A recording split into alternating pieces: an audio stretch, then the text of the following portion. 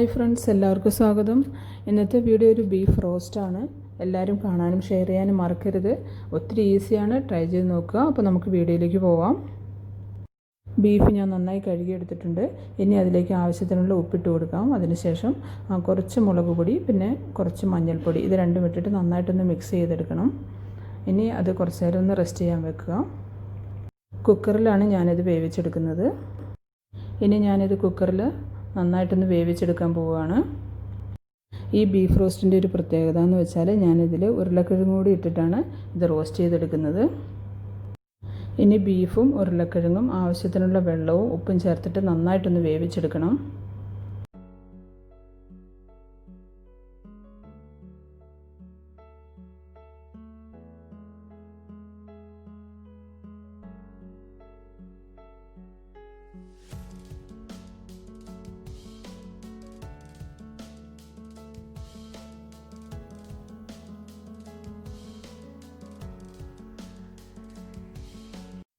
Beef വെന്ത് വരുന്ന സമയം കൊണ്ട് നമുക്കിതിനുള്ള മസാല റെഡിയാക്കി എടുക്കാം. നന്നായി ചൂടായ എണ്ണയിലേക്ക് എല്ലാ സ്പൈസസും ഇട്ട് കൊടുക്കുക. എന്നിട്ട് നന്നായി അതൊന്ന് വഴറ്റിയെടുക്കണം.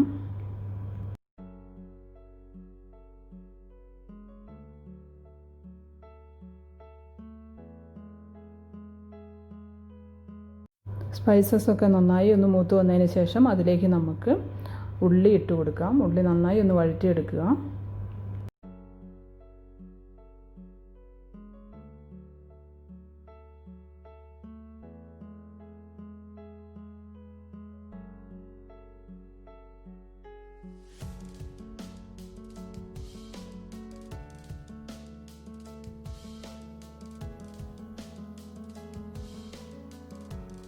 ഉള്ളിയുടെ കളർ നന്നായി ചേഞ്ചായി വരുന്ന സമയത്ത് അതിലേക്ക് പച്ചമുളക് ഇട്ട് കൊടുത്ത് നന്നായി ഒന്ന് വഴറ്റിയെടുക്കുക.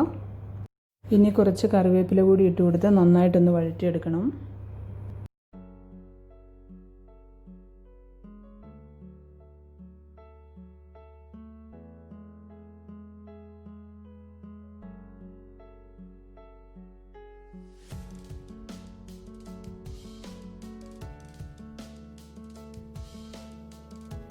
ഇനി ഈ മസാലയിലേക്ക് നമ്മൾ ഇട്ട് കൊടുക്കുന്നത് ഇഞ്ചി വെളുത്തുള്ളി ചതച്ചെടുത്തതാണ്.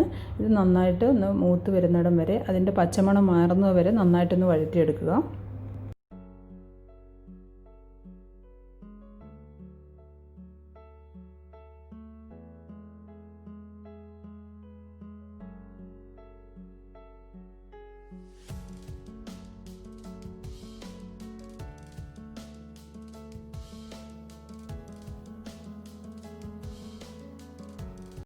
ഇനി ഇതിലേക്ക് ഇട്ട് കൊടുക്കാൻ പോകുന്നത് തക്കാളിയാണ്.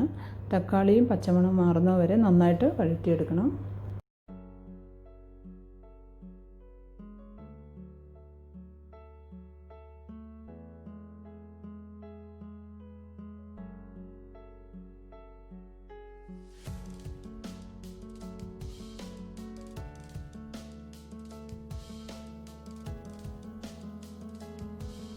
തക്കാളി വെന്ത് കിട്ടാൻ കുറച്ച് സമയം ആവശ്യമുള്ളത് കൊണ്ട് നന്നായി ഇളക്കിയതിന് ശേഷം ഒന്ന് അടച്ചു വെച്ച് വേവിച്ചെടുക്കാം. ഇനി അതിലേക്കുള്ള മസാലപ്പൊടികളൊക്കെ ആഡ് ചെയ്യാൻ പോവാണ്. 1 സ്പൂൺ മീറ്റ് മസാല ഇട്ട് കൊടുക്കാം. അതിനുശേഷം മല്ലിപ്പൊടി 1/2 spoon, 1/2 spoon garam masala, 1 spoon മുളക് പൊടി,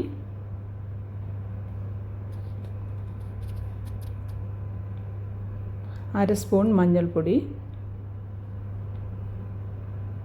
ഇനി ഈ മസാല നന്നായിട്ടൊന്ന് ഇളക്കിയെടുക്കണം.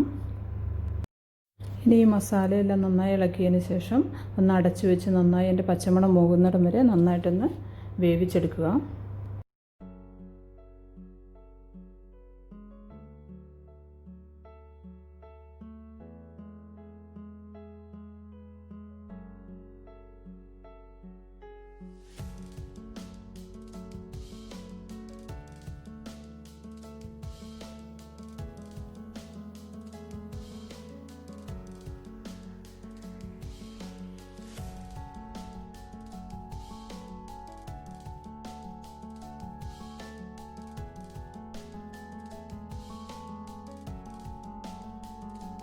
നന്നായി മൂത്ത് വന്ന മസാലയിലേക്ക് 1 സ്പൂൺ ഗരം മസാല കൂടി ഇട്ട് കൊടുത്തു കഴിഞ്ഞാൽ നല്ല ടേസ്റ്റാണ്. അപ്പോൾ അതുകൂടി ആഡ് ചെയ്തിട്ട് നന്നായിട്ടൊന്ന് ഇളക്കിയെടുക്കാം.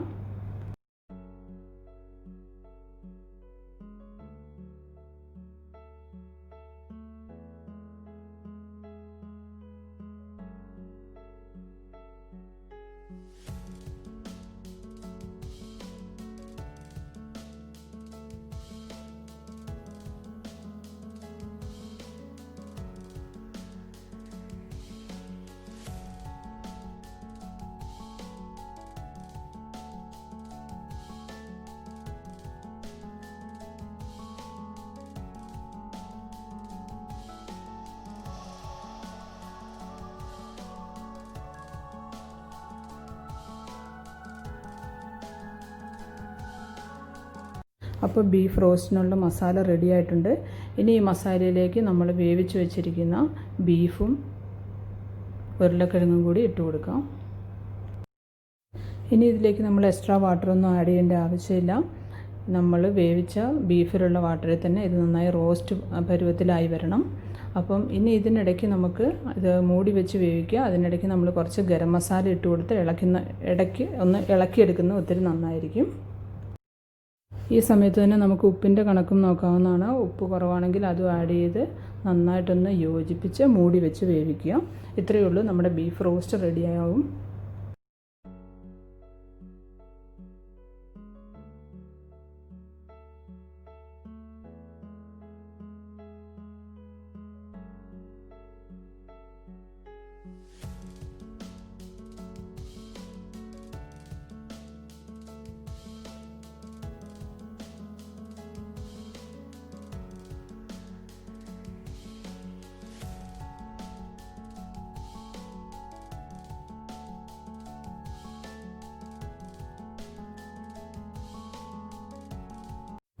അപ്പോൾ എൻ്റെ ബീഫ് റോസ്റ്റ് റെഡി ആയിട്ടുണ്ട്. ഇനി ഇതിലേക്ക് ഞാൻ കുറച്ച് കറിവേപ്പില കൂടി ഇട്ട് കൊടുത്തിട്ട് ഒന്നുകൂടി ഒന്ന് ഇളക്കി മൂടി വെക്കുന്നുണ്ട്. അപ്പം ബീഫ് റോസ്റ്റ് റെഡിയാണ്. ഇനി ഞാനിതൊരു സെർവിങ് ഡിഷിലേക്ക് മാറ്റിയിട്ട് നിങ്ങളെ കാണിച്ചു തരാം. അപ്പം നെക്സ്റ്റ് വീഡിയോയിൽ കാണാം നമുക്ക്. Okay, bye bye.